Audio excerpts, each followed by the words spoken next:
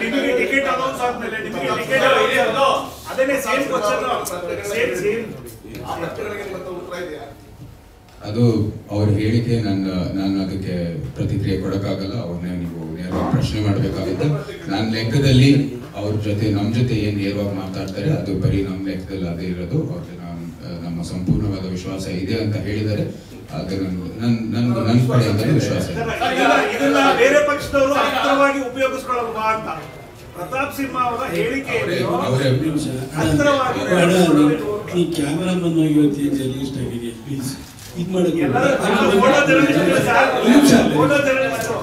Photo journalist photo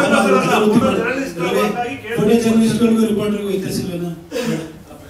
ಆಯ್ತು ಇರ್ಲಿ ಬಿಡಿ, ಆಯ್ತು ಕೇಳಿದ್ರಲ್ಲ ಒಂದು ಆಯ್ತು ಇರ್ಲಿ ಬಿಡು.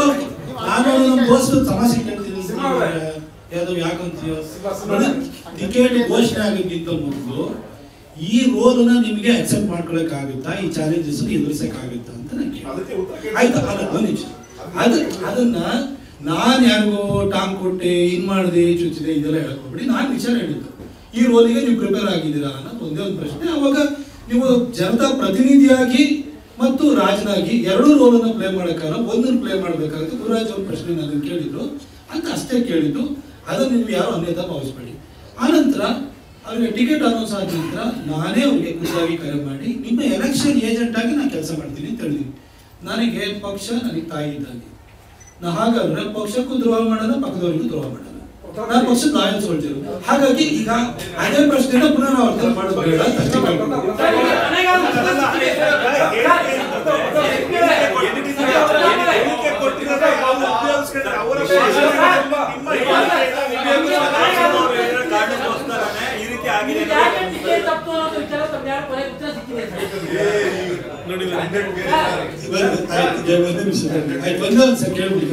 ನಾನು ನೀನ್ ಕೇಳ್ಬಿಡಿ, ಸಂವಾದ ಇರೋದು.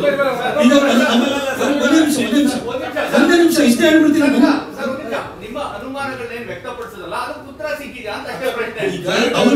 ಅವ್ರು ಏನಂತ ಹೇಳಿದ್ದಾರೆ, ನಾನು ಅರಮನೆಯಿಂದ ಹೊರಗೆ ಬಂದು ಎಲ್ಲಾ ಸಂಸದರು ಯಾವ ರೀತಿ ಕಾರ್ಯನಿರ್ವಹಿಸ್ತಾರೆ ಆ ತರ ನಿರ್ವಹಿಸ್ತೀನಿ ಅಂತ ಹೇಳಿದ್ರೆ ಅಲ್ಲಿ ಆ ಪ್ರಶ್ನೆ ಉತ್ತರ ಈಗ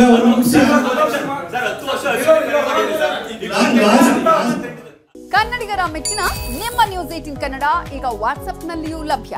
ಕರ್ನಾಟಕ ಮತ್ತು ದೇಶ ವಿದೇಶದ 360 ಡಿಗ್ರಿ ಸುದ್ದಿ ವಿವರವನ್ನ ನೀವು ನಿಮ್ಮ ಕೈ ಬೆರಳುಗಳಲ್ಲಿಯೇ ಪಡೆಯೋದಿಕ್ಕೆ ಈ QR ಕೋಡ್ ಅನ್ನು ಸ್ಕ್ಯಾನ್ ಮಾಡಿ.